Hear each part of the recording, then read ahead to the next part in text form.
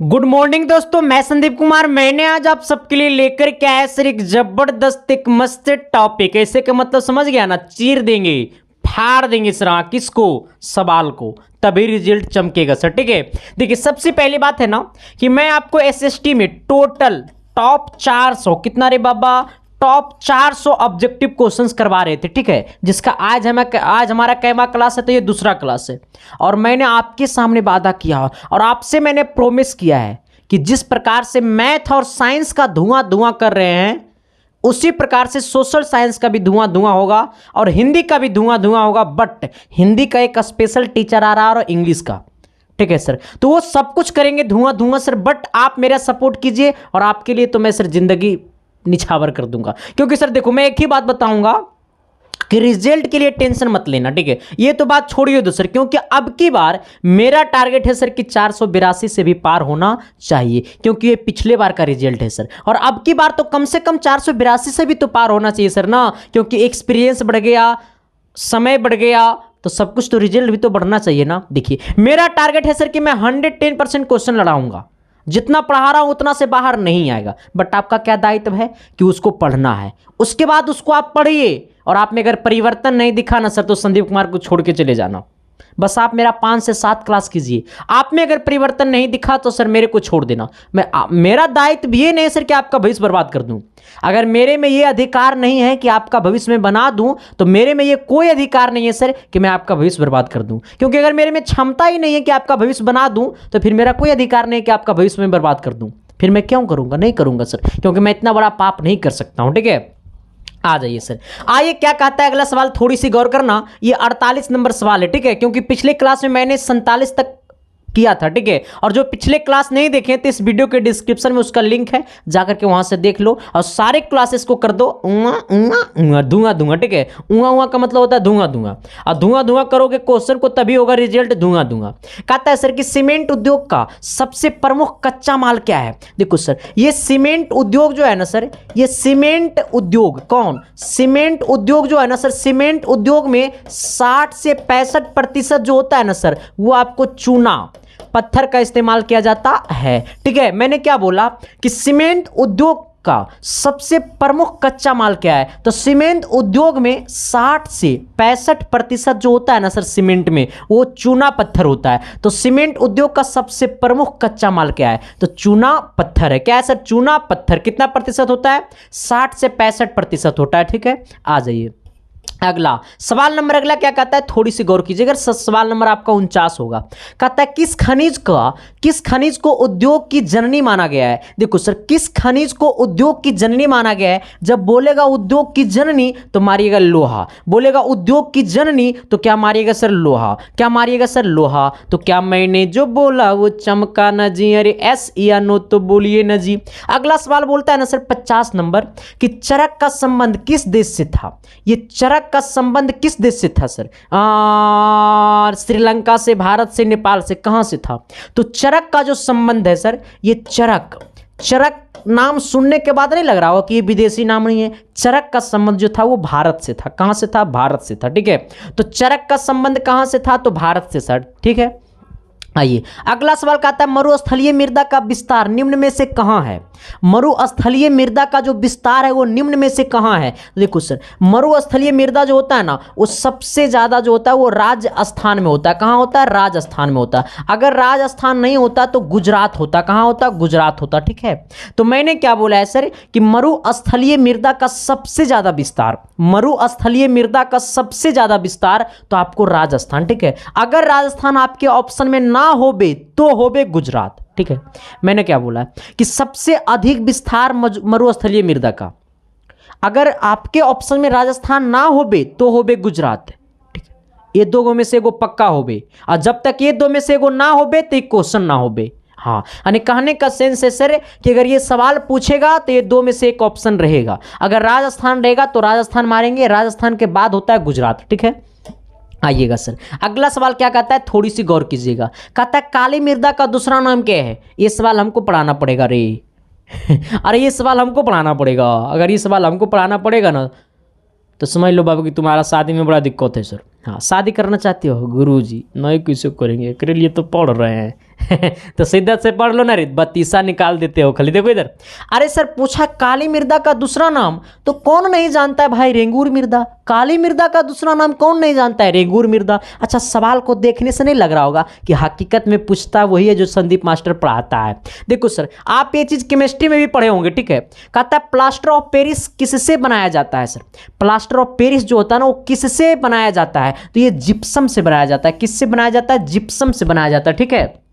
पूछेगा plaster of Paris किससे बनाया जाता है, तो ये जिप्सम से बनाया जाता है, ठीक है। और जो लोग साइंस में टॉप 110 सवाल नहीं कर रहे हैं, सब्जेक्टिव जो लघु प्लस दीर्घ उत्तरीय 110 जो करवा रहे हैं, उसको कर लो सर, क्योंकि पिछला बार 100 के अंदर ही मामला फंसा था, अब की बार 110 है, तो फिर तो मामला फंसवे करेगा, ठीक है।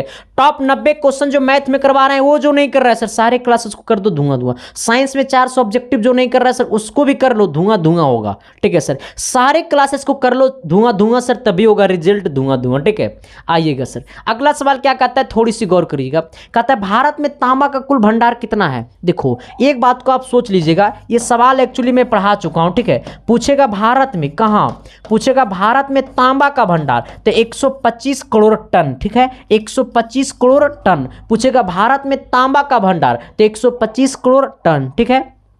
125 करोड़ टन, ठीक है। पूछेगा भारत में तांबा का कुल भंडार कितना है, तो 125 करोड़ टन है, ठीक है। कितना लोग को कितना कितना सही जाता है सर, ये बताना, ठीक है। कहता है कौन सी कहता है राज्य, देखो सॉरी मैंने कहता है ना सर सवाल कि कौन सी मिट्टी कपास की खेती के लिए सर्वोत्तम मानी जाती है।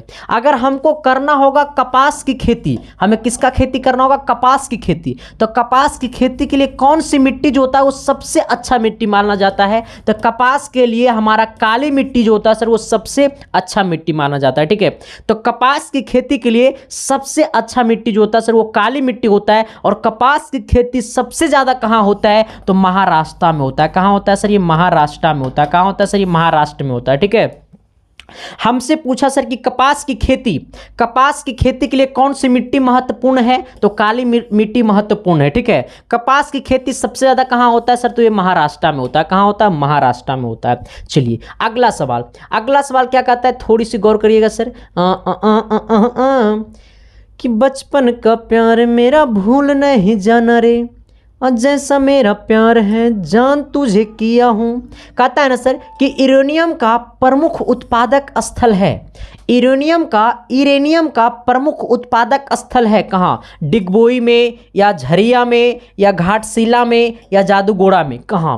हमसे पूछा है सर कि यूरेनियम का प्रमुख उत्पादक स्थल कहाँ है। अपना कमेंट बॉक्स में थोड़ी सी विचार देना सर, थोड़ी सी विचार देना, पूरा मत, थोड़ा सा देना, क्योंकि आखने से तुम पूरा दे दोगे ना तो तुम्हारे अंदर कॉन्फिडेंस आ जाएगा, ठीक है सर। उतना भी कॉन्फिडेंस नहीं लाना है जो आवश्यकता से ज़्यादा हो जाए, ठीक है। आवश्यकता के अंदर कॉन्फिडेंस लाना सर, तभी अपनी मम्मी पापा की चरणों में सर टॉपर की लिस्ट का नाम आएगा, ठीक है। आइए, हमें क्या पूछा है सर, हमें पूछा है ना, हमें क्या पूछा है, यूरेनियम का प्रमुख स्थल क्या है। यूरेनियम किसका सर, यूरेनियम, ठीक है। जैसे बोलेगा सर ये यूरेनियम, क्या बोलेगा सर, यूरेनियम, ठीक है। तो हम लोग मारेंगे किसको, हम लोग मारेंगे किसको, डिगबोई या जादूगोड़ा को, किसको मारेंगे, यही दो में से को, ठीक है। जादूगोड़ा होगा, ठीक है सर। आ जाइए अगला सवाल क्या कहता है, थोड़ी सी गौर कीजिएगा। कहता है ना संविधान की धारा 21 का संबंध है किसकी, हमारा संविधान जो 21 का जो धारा है सर वो किससे संबंध है, वन्य जीवों तथा प्राकृतिक संसाधनों के संरक्षण से। मतलब हमारा संविधान का जो धारा 21 है वो बताता है कि हमारे देश में वन का संरक्षण करना बहुत जरूरी है सर, क्योंकि जब तक हमारे देश में वन मतलब पेड़ पौधे नहीं रहेंगे तब तक इंसान नहीं रहेगा, ठीक है। और लोग अब क्या कर रहा है कि पेड़ पौधे को काट दे रहे हैं सर, नहीं। हमारा संविधान 21 बताता है किसके तहत हुआ जाता है। अगर आपके गांव में अगर कोई वन को अगर काट रहा है तो उस पर आप केस कर सकते हैं, संविधान 21 के तहत, ठीक है। तो संविधान हमारा 21 क्या बोलता है सर, संविधान हमारा 21 बोलता है कि अन्य जीवों तथा प्राकृतिक संसाधनों के संरक्षण में, ठीक है, वन्य जीवों तथा प्राकृतिक संसाधनों के संरक्षण से, ठीक है। हमारा धारा 21 यही बोलता है। अगला बोलता है सर कि गोवा के संगम के कौन सी खनिज पाया जाता है सर। अच्छा, इसमें कौन सी खनिज पाया जाता है, थोड़ी सी कमेंट बॉक्स में कमेंट कर देना सर। देखो बोलेगा कौन सी खनिज पाया जाता है, तो आपको लोहा पाया जाता है। सर क्या पाया जाता है? लोहा पाया जाता है। चलिए अगला सवाल, अगला सवाल क्या कहता है, थोड़ी सी गौर कीजिएगा। भारत के किस राज्य में वन का सबसे अधिक विस्तार है? भारत का कौन सा राज्य है जहां पे वन का सबसे अधिक विस्तार है? तो वो है मध्य प्रदेश। कहां है सर? ये मध्य प्रदेश। मध्य प्रदेश में वन का सबसे अधिक विस्तार है। ठीक है, कितना प्रतिशत है सर? तो आप ये जाकर के देख लीजिएगा। अच्छा, वन का कितना प्रतिशत, भारत का कितना प्रतिशत वन मध्य प्रदेश में है सर? ये आप कमेंट बॉक्स में कमेंट कर दीजिएगा। ये आपको कमेंट करना है, ये आपको क्या करना है सर? ये कमेंट करना है। ठीक है, वन का जो है विस्तार सबसे ज्यादा है वो मध्य प्रदेश में है। वन का विस्तार सबसे ज्यादा कहां है? मध्य प्रदेश में। ठीक है, कहता है सर विश्व पर्यावरण दिवस कब मनाया जाता है? विश्व पर्यावरण दिवस मनाया जाता है 5 जून को। कब मनाया जाता है? ये 5 जून को मनाया जाता है। ठीक है, विश्व पर्यावरण दिवस जो होता है सर वो 5 जून को मनाया जाता है। और यहां तक आप लोग सबको क्लियर हो रहा है या नहीं सर? जहां पे दिक्कत होता है तो थोड़ी सी आप लोग कमेंट बॉक्स में कमेंट कर दीजिएगा सर। किसी प्रकार की समस्या है तो आप कमेंट कर दीजिएगा, क्योंकि अब अपनी समस्या को हमारे सामने रखोगे तभी आपकी समस्या को मैं खत्म कर पाऊंगा सर। क्योंकि मेरा एक ही दायित्व है रे भाई कि अब की बार 482 से भी पार रे भाई। हाँ, कहेगा रे मास्टर हम तो अभी तक कुछ पढ़वे न के लियो। अरे ना पढ़ा है तो उसका दोष नहीं है। अब से अगर तुम नहीं पढ़ रहे हो तो तुम में ये बहुत बड़ा गलती है। तुम पीछे गलती कर चुके हो तो उसको लेकर के तुम आगे गलती मत करो। ठीक है, हमेशा से गलती करते मत जाओ। तुम जो पीछे गलती कर दिए हो उसको वहीं पे माचिस लगा करके जला दो। अब तुमको क्या करना है सर? शिद्दत से पढ़ना है। वो पढ़ना है जो सर यूट्यूब पे क्लास चल रहा है, सारे क्लासेस को कर दो धुआं धुआं। मात्र 10 क्लास करना, 5 क्लास करना। अगर तुम में परिवर्तन नहीं दिखेगा सर तो तुम बोल देना रे संदीप मास्टर तू कहाँ गया, खोपड़िया खोल देंगे। परिवर्तन दिखेगा सर, क्योंकि सर मेहनत ना एक दिन जरूर रंग लाता है सर। क्योंकि कहा ही जाता है कि विद्या वो शेरनी का दूध है जो पिएगा वही दहाड़ेगा। ठीक है सर, आ जाइए। हमें क्या पूछा है सर कि वर्ष 2000 में देश में मैग्नीज का कितना उत्पादन हुआ है? अच्छा, वर्ष 2000 में कब? वर्ष 2000 में मैग्नीज का कितना उत्पादन हुआ है? कब? वर्ष 2000 में देश में मैग्नीज का कितना उत्पादन हुआ है सर? देखो सर, वर्ष 2000 में देश में मैग्नीज का जो उत्पादन हुआ है सर वो 15.5 लाख टन। कितना? 15.5 लाख टन। ठीक है सर, देखो ये 14 पॉइंट समथिंग से आपको गूगल पे दिखाएगा। ठीक है, कहता है सर तट रेखा में कितनी किलोमीटर क्षेत्र सीमा अपवर्जक आर्थिक क्षेत्र कहलाता है? देखो सर, कहेगा ना तट रेखा से कितने किलोमीटर क्षेत्र सीमा अपवर्जक आर्थिक क्षेत्र कहलाता है? तो 200 एनएम। 200 एनएम ये आपको भी पता होगा, 200 एनएम ये आपको भी पता होगा। ठीक है सर, कितना किलोमीटर क्षेत्र कहलाता है सर? तो 200 एनएम कहलाता है। ठीक है, अगला कहता है पंजाब में भूमि निम्नीकरण का प्रमुख कारण क्या है? पंजाब में भूमि निम्नीकरण का प्रमुख कारण क्या है? तो पंजाब में भूमि निम्नीकरण का प्रमुख कारण क्या है सर? अधिक सिंचाई। पंजाब के लोग मेहनत करते हैं सर, खेती को इतना बेहतरीन से मेहनत करते हैं ना सर कि खेती के पैसे से बच्चे को लंदन तक पढ़ाते हैं। पंजाब के जाओगे ना तो सर वो कितना हो छोटा किसान क्यों ना हो, उसके घर पे एक अच्छा सा गाड़ी जरूर रहेगा सर, अच्छा सा घर जरूर रहेगा सर, अच्छा खाना वो जरूर खाएगा सर, और अपने बच्चे को बेहतरीन शिक्षा जरूर देगा सर। क्योंकि पंजाब वो शहर है सर, मतलब वहाँ सबसे बलिष्ठ लोग रहता है। ठीक है, तो पंजाब के किसान ना बहुत ज़्यादा मेहनत से खेती करता है सर। आना कहता है भाखड़ नागर परियोजना किस नदी पर अवस्थित है? देखो सर, बोलेगा भाखड़ नागर परियोजना। ये सवाल मैं एक्चुअली पिछले क्लास में करवा चुका हूँ। भाखड़ नागर परियोजना बोले सर तो ये सतलज नदी होगा। कौन नदी होगा? सतलज नदी होगा। कौन नदी? सतलज। बोलेगा भाखड़ नागल, अरे बोलेगा भाखड़ नागल सतलज, भाखड़ नागल सतलज, भाखड़ नागल सतलज। हाँ, ऐसे मारेंगे, झटके में मारेंगे। कैसे मारेंगे सर? झटके में मारेंगे। हाँ सर, कहता है ना सर कि बिहार में अति जल दोहन से किस तत्व का संकेंद्रण बढ़ जाता है? देखो सर, कहा है ना कि बिहार में अति जल दोहन से किस तत्व का संकेंद्रण बढ़ा है। अच्छा, किस तत्व का संकेंद्रण बढ़ा है? तो आपको क्लोराइड का या फिर फ्लोराइड का, क्लोराइड का, आर्सेनिक का, लौह का, किसका बढ़ा है सर? किसका बढ़ा है? थोड़ी सी कमेंट बॉक्स में कमेंट कर देना सर। देखो, अगर बोलेगा ना सर कि बिहार में अति जल दोहन से किस तत्व का संकेंद्रण बढ़ा है तो होगा आर्सेनिक। किसका होगा सर? ये आर्सेनिक का संकेंद्रण बढ़ा है, ठीक है। किसका बढ़ा है सर? तो ये आर्सेनिक का संकेंद्रण बढ़ा है, ठीक है। अगला कहता प्राकृतिक गैस किस खनिज के किस खनिज के साथ पाया जाता है? देखो प्राकृतिक गैस जो है ना सर वो किस खनिज के साथ पाया जाता है? तो प्राकृतिक गैस जो होता है सर वो आपको पेट्रोलियम के साथ पाया जाता है, ठीक है। प्राकृतिक गैस जो है वो पेट्रोलियम के साथ पाया जाता है। अभी जस्ट मैंने साइंस में सब्जेक्टिव क्वेश्चन में इसको मैंने करवाया था, ठीक है। इसके बारे में मैंने बताया था साइंस के सब्जेक्टिव क्वेश्चन में, लगभग 7वां नंबर वीडियो में आ जाना। अगला कहता है ना सर कि एशिया का सबसे बड़ा परमाणु विद्युत गिरी कहाँ है? एशिया का सबसे बड़ा परमाणु विद्युत गिरी कहाँ है सर? ये तारापुर में है। कहाँ है? ये तारापुर में, ठीक है। एशिया का सबसे बड़ा परमाणु विद्युत गिरी कहाँ है? तारापुर में है सर। कहाँ है? तारापुर में, ठीक है। अगला कहता है ना वन संरक्षण एवं प्रबंधन की दृष्टि से वनों को वर्गीकृत किया गया है। देखो यहाँ पे थोड़ा सा गौर करना, हमें सवाल बोला है ना सर कि वन संरक्षण एवं प्रबंधन की दृष्टि से वनों को वर्गीकृत किया गया है सर। 4 वर्गों में, 3 वर्गों में, 5 वर्गों में, इनमें से कोई नहीं। कितने वर्गों में किया गया है सर? किसके दृष्टि से? किसके दृष्टि से? हमें कहा रहा है कि वन संरक्षण एवं प्रबंधन की दृष्टि से। किससे? संरक्षण मतलब बचाव, संरक्षण एवं प्रबंधन की दृष्टि से। किससे? प्रबंधन की दृष्टि से। कितने दृष्टि से वनों को वर्गीकृत किया गया? कितने भागों में वर्गीकृत किया गया? तो 3 वर्गों में वर्गीकृत किया गया सर, ठीक है। कितने वर्गों में? 3 वर्गों में वर्गीकृत किया गया। किसके अनुसार? तो संरक्षण एवं प्रबंधन की दृष्टि से, ठीक है। आ जाएगा। भारत का राष्ट्रीय पक्षी कौन है? अच्छा, भारत का राष्ट्रीय पक्षी कौन है सर? ये कौन कौन नहीं बताएगा? ये 71 नंबर सवाल है। 71 का सटीक आंसर कौन देगा? ये भारत का राष्ट्रीय पक्षी कौन है? जो नहीं बताएगा ना ओकर तो पक्का शादी नहीं होगा सर। हाँ, और जो बता देगा तो पक्का एक और सुंदर कन्या मिली मिलवे करी रे भाई। कहे ना मिली रे भाई? हम मिली तो मिली, पढ़ोगे बढ़िया से तब न मिली, और ना लतिया के चल जाएगी, और ना तो दिन भर के बेल ना बेल। दूसरा कोई काम नहीं है भाई, नहीं पढ़ोगे तो दूसरा कोई काम नहीं है। ऐसी पुरुषों का जो नौकरी है ना वो धोखे में जा रहा है सर। हाँ, तुम कहीं ऑफिस चले जाओ, महिला ज़्यादा जॉब करती है ऑफिस में। कहीं तुम चले जाओ, हर काम में महिला आगे जा रही है सर। तो इसलिए पढ़ो बेहतर से, ना तो हो जाएगी डिप्टी, तुम कहेगा बब, इन्हें बच्चा रोएगा, इन्हें तो बेली रोटी बेलेगा। इसलिए पढ़ ले शिद्दत से, ठीक है।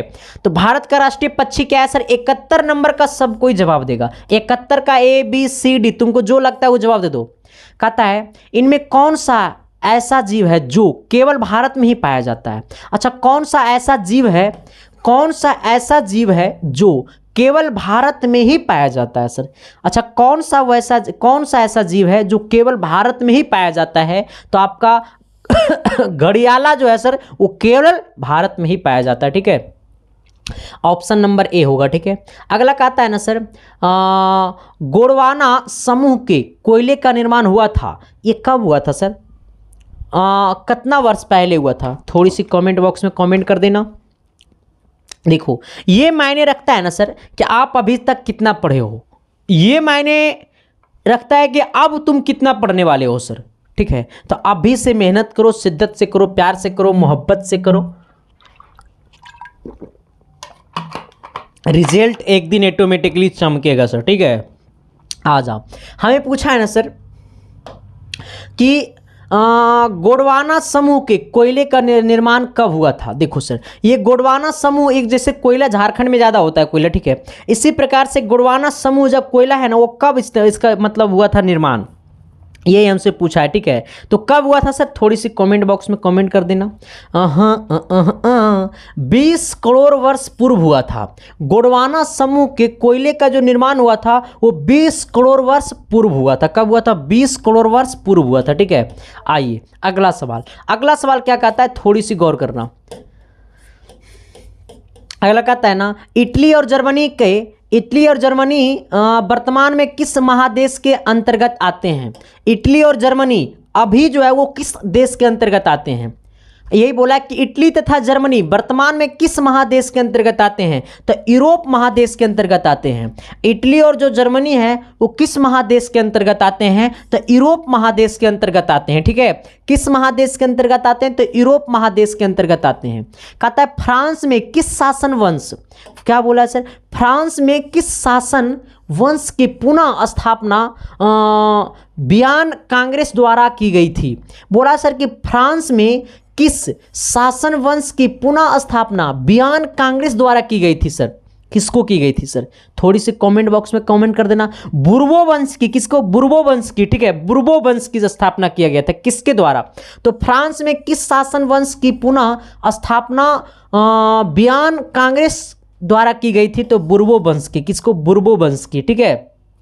आ जाना अगला सवाल। अगला सवाल क्या कहता है, थोड़ी सी गौर करना। कहता है इटली एवं जर्मनी के एकीकरण के विरोध निम्न में कौन था? देखो सर, इटली और जर्मनी के एकीकरण का विरोध ऑस्ट्रेलिया ने क्यों किया था? ये एक्चुअली मैं पढ़ाया हूं, ठीक है।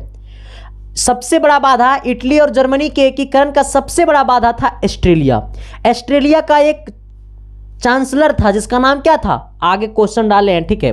तो इटली और जर्मनी के एकीकरण के विरोध निम्न में कौन था? अच्छा, तो इटली और जर्मनी के एकीकरण का सबसे बड़ा विरोध जो था वो ऑस्ट्रेलिया था। कौन था सर? वो ऑस्ट्रेलिया था, ठीक है। कौन था? ऑस्ट्रेलिया था। कौन था? ऑस्ट्रेलिया था, ठीक है। अगला कहता है गैरीवाल्डी पेशे से क्या था? ये जो गैरीवाल्डी है सर, वो गैरीवाल्डी पेशे से क्या था? ये गैरीवाल्डी पेशे से क्या था? सिपाही था, किसान था, मजदूर था, नाविक था।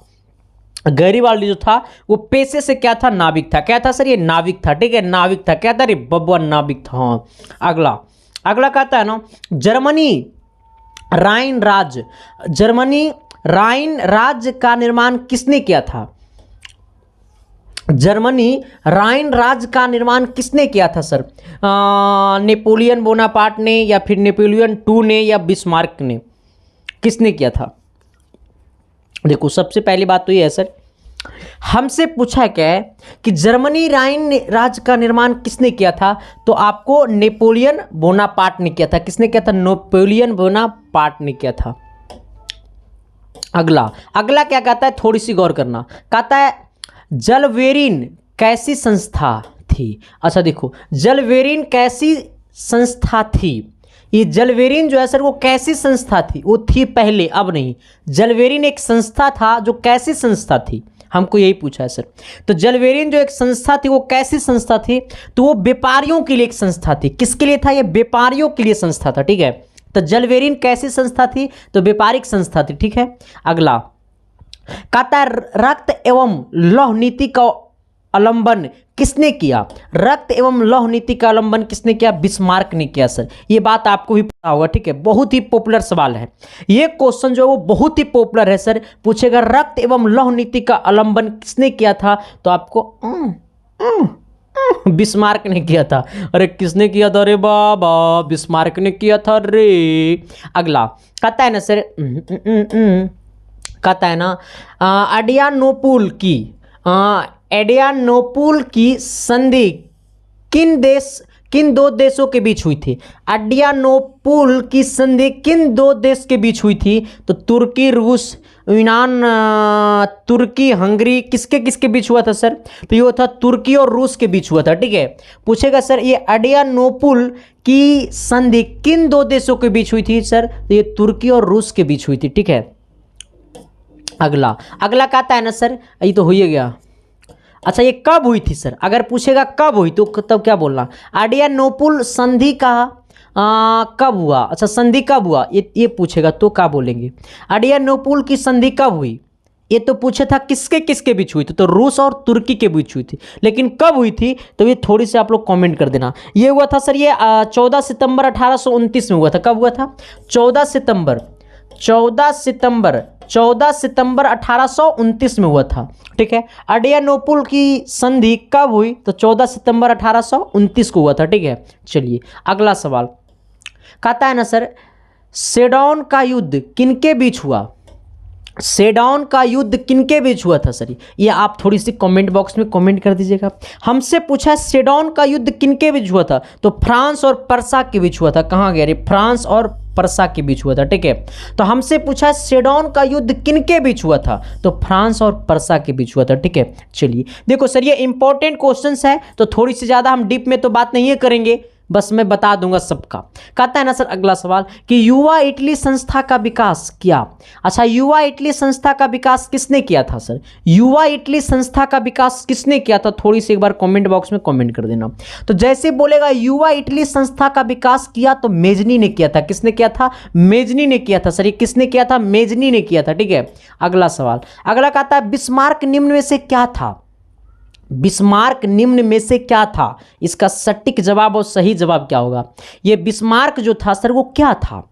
बिस्मार्क जो था वो क्या था?